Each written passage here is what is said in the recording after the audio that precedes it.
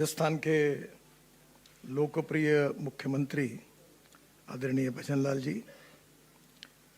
आदरणीय उप मुख्यमंत्री दिया कुमारी जी, आदरणीय जोगाराम जी, उपस्थित सभी सम्माननीय मंत्रीगण, हमारे एनएचआई के चेयरमैन, पीडब्ल्यूडी के सेक्रेटरी और सभी सम्माननीय अतिथिगण और उपस्थित भाई और बहनों,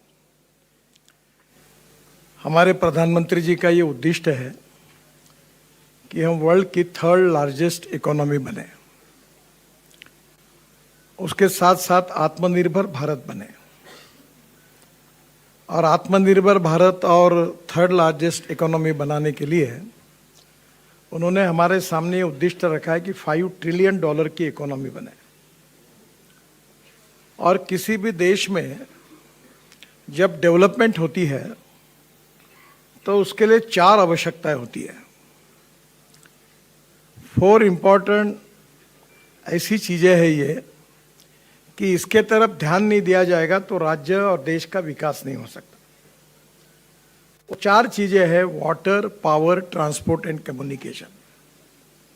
अगर 4 इंफ्रास्ट्रक्चर डेवलप हुए तो कैपिटल इन्वेस्टमेंट आएगी और इंडस्ट्री, ट्रेड एंड बिजनेस बढ़ेगा। और industry and trade and business बढ़ेगा तो एम्प्लॉयमेंट पोटेंशियल बढ़ेगा, पर कैपिटा इनकम बढ़ेगा। और एम्प्लॉयमेंट पोटेंशियल बढ़ेगा, पर कैपिटा इनकम बढ़ेगा तो गरीबी दूर होगी। और इसलिए सुखी, समृद्ध, संपन्न हिंदुस्तान के लिए अगर विश्वगुरु बनाना है तो हमारे राज्यों को भी आर्थिक दृष्टि से सक्षम बनाकर सामर्थ्यशाली बनाना ये हमारे देश की आवश्यकता है।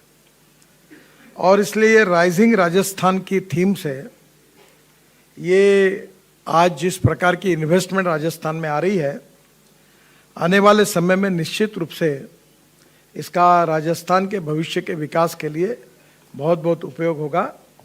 और मैं विशेष रूप से आदरणीय मुख्यमंत्री जी को, मंत्रीगण को और राजस्थान की सरकार को ये उद्दिष्ट उनको हासिल करना है, उसमें भारत सरकार आपके साथ में पूरी तरह से है और मेरा डिपार्टमेंट आपको इसमें पूरी मदद करेगा, ऐसा विश्वास मैं उनको देना चाहता हूँ। जहाँ तक रोड की बात है, ज़्यादा डिटेल में तो आपने देखा ही है फिल्म में, और हमारे चेयरमैन जो एनएचआई के उन्होंने भी आपको बताया। राजस्थान में जो 2 महत्वपूर्ण रोड है, इसमें अमृतसर, भटिंडा और जामनगर, ये एक बहुत इम्पोर्टेंट हाईवे है। दूसरा जो अंबाला, कोटपुतली है, दोनों भी पूरे हो गए, जो इंडस्ट्री और ट्रेड बिजनेस के लिए बहुत ही उपयोगी है। तीसरा जो मुंबई दिल्ली हाईवे है, ये केवल यहाँ तक सीमित नहीं है भजनलाल, ये आपके लिए कैसे उपयोग का मैं आपको बताऊंगा तो इसका आयाम और आपको अच्छी तरीके से आपके ध्यान में आएगा।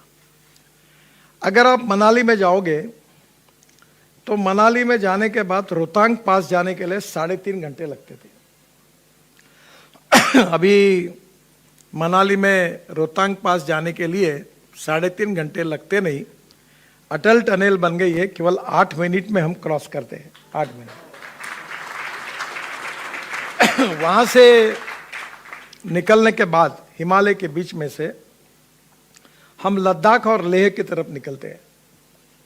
इसमें कम से कम हमारी एनएचआई डीसीएल है, आज एनएचआई जैसा है वैसे हमारा दूसरा आर्म है एनएचआई डीसीएल, जो नॉर्थ ईस्ट और पहाड़ी क्षेत्र में हमने काम करने के लिए एक कारपोरेशन खोली, वो भी 8-10 लाख करोड़ के काम कर रही है। तो वहां से हम लोग लद्दाख लेह तक 18 टनल बना रहे हैं, काफी काम शुरू हो गया है।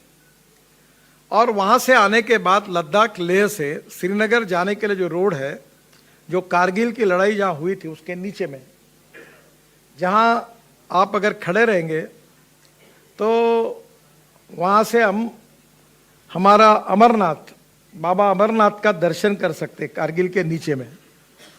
और वहां हम आशिया की सबसे बड़ी टनल बना रहे जोजिला, और जिसका 75% काम पूरा हुआ।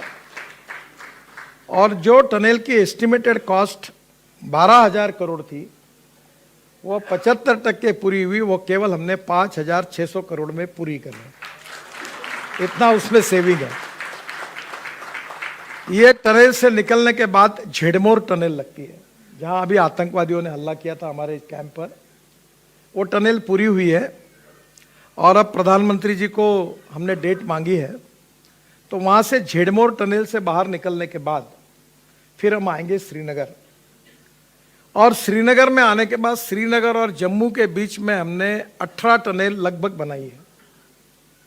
और वहां से श्रीनगर जम्मू आने के पहले ही कटरा दिल्ली एक्सप्रेस हाईवे है, जो जिससे दिल्ली से अमृतसर 4 घंटे में, कटरा 6 घंटे में और श्रीनगर 8 घंटे में होगा।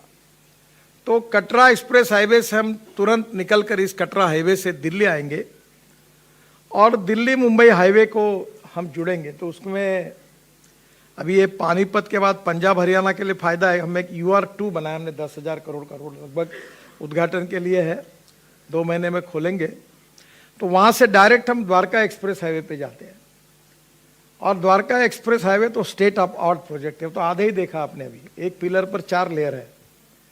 उसमें एयरपोर्ट के बाजू में एक रोड है, शिव मूर्ति या 3 मूर्ति उनका, कौन शिव मूर्ति है ना, क्या है, हाँ, वहां हमने एक अंडरग्राउंड टनल बनाई है और वो एयर स्ट्रिप से नीचे से जाती है और T3 पे जाएगी।